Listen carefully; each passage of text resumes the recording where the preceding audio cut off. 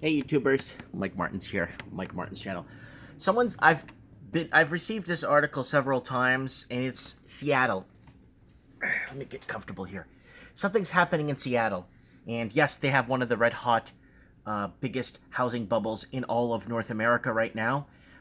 Increases of $10,000 to $20,000 per month on a detached home on average. Right across different parts of Seattle and different boroughs. You guys should check it out on my I talked about it last week and the week before that on my trends in the housing market. So go to my channel, check out trends in the housing market, and see what's going on in Seattle. Anyways, so the government has this idea. This article's been out for a week and a half now, and it's being blasted around the internet and social media. It states, in Seattle, so this is the email that he wrote to me in his words, okay? In Seattle, the city government recently passed a head tax which targets high-level companies like Amazon and Starbucks, which they will pay $275 for each full-time employee. The Seattle city government is very greedy, and it's going to cause an exodus in Seattle. The debate was if companies are paying a head tax, that money could have be used to getting more employees and growing the business. It's bad enough people are leaving Seattle in high numbers, but this head tax will make companies move out to another city outside of Seattle limits. Nothing makes sense anymore. Let me know what you think. Well, I'm going to tell you what I think. So, this article's floating around social media like crazy. So here it is. Seattle's head tax blasted by city's mega corporations. Here we go. City of Seattle's trying to tax the rich, but Freedom Foundation is fighting back. They claim that 2.25% tax on the single fillers making more than $250,000 and jointed filers making $500,000 is illegal. The lawsuit argues that tax is unconstitutional because Washington state law prohibits taxes on net income. David Durhurst, lawyer for the Freedom Foundation, told Fox News, "This is clearly bad policy and illegal, and it's an assault on the rule of law." Outgoing Democratic Mayor Ed Murray will help pay for the budget, President Trump. So if you're reading this, you can see it there. The city of Seattle's estimated tax per year say that the money would go towards affordable housing projects. Okay, that's the most important part. And other services for lower paid workers. Council member voiced her support for will no longer tolerate a system that buries the poor and the working class. So this is definitely a tug-of-war article here, telling its members to refuse completely to file or pay. So this is going to be a huge tug-of-war right now in the city of Seattle, and if it does implement, you'll see other cities in the bordering region, like other cities like Olympia and Blaine and all those other places, start incorporating this. I see it. I could see this happening as a test in Seattle, and then I could see this happening outside of, here it goes. They did it. The socialists of the Seattle City Council pushed through a tax on workers. If you run a business there and you gross $20 million, you will have to pay the city $275 a year for every employee, and that charge will rise in future years. This fits neatly into the tax the rich nonsense that the left has been peddling for the November elections. Seattle has a homeless problem, so the city council demands money from big business. It's always the same. You've got it, we need it, pay up. Seattle is ignoring the huge jump in revenues that business has already delivered to the city. It's roughly doubled in the last 8 years, from $2 to over $4 billion. But that's not enough. It's never enough. Seattle's new tax is just another example of the left's dislike of capitalism, and big businesses in particular. Amazon and Starbucks, they are the city's two biggest employers and will be saddled with most of the bill. This is ridiculous. Amazon guy Jeff Bezos detests President Trump, and Starbucks' Howard Schultz has gone out of his way to make his company a social justice standout. But the socialists have no time for them. They are, after all, capitalists. It's called cutting off your nose to spite your face. Seattle will not solve its homeless problem with this tax, but it will chase jobs away. It should really be called ideological purity, because the socialists are not going to help their fellow citizens, but they will hurt the businesses they so thoroughly detest. Excellent video, to the point, right there. I don't want to get too political on this, and yeah, I'm not gonna get too political on this. Let's see what Amazon has to say now.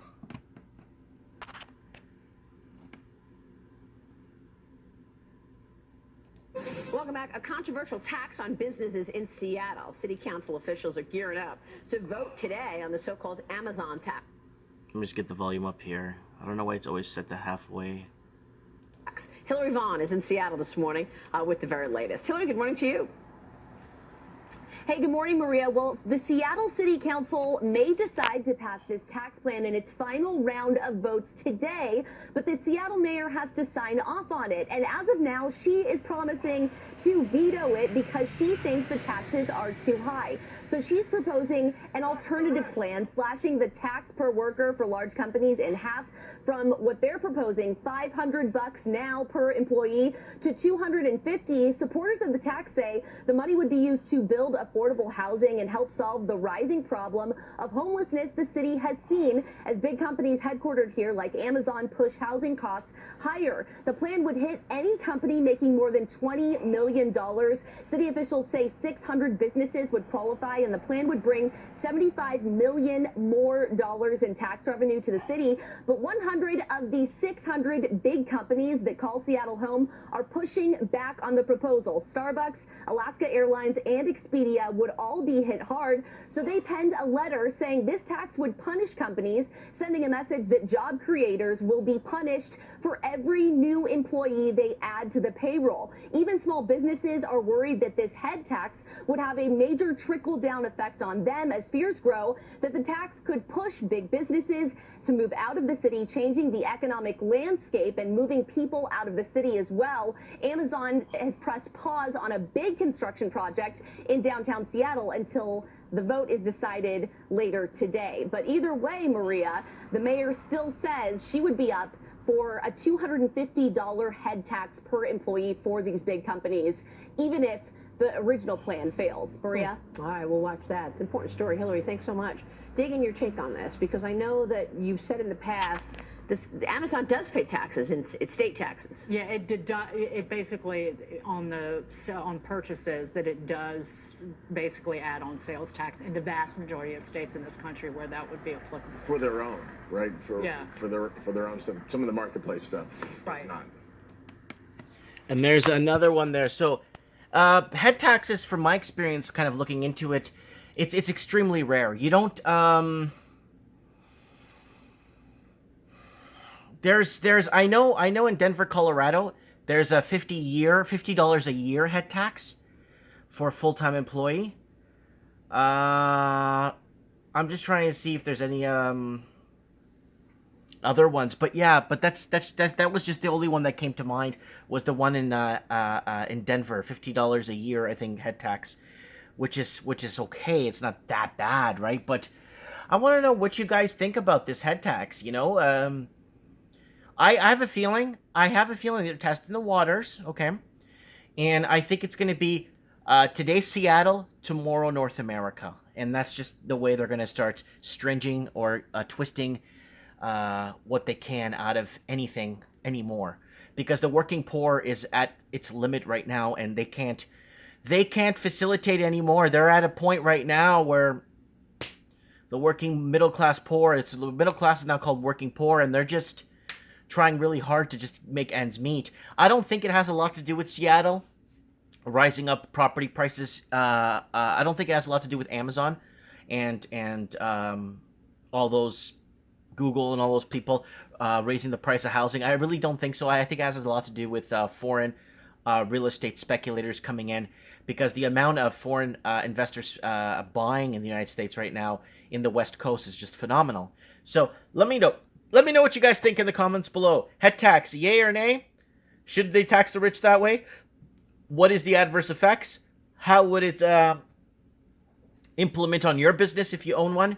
Me, I just kind of retired. I'm here listing a few things on eBay, watching movies on Netflix, sitting outside in the sun till 4:30, 5 o'clock, pack up, go home, work on my garden. I'm okay, you know. And what about other places? Like, what's going to happen? How is this going to affect, you know, the big boys, you know, and if it works, are they going to start implementing this head tax on smaller businesses? It wouldn't surprise me if they do.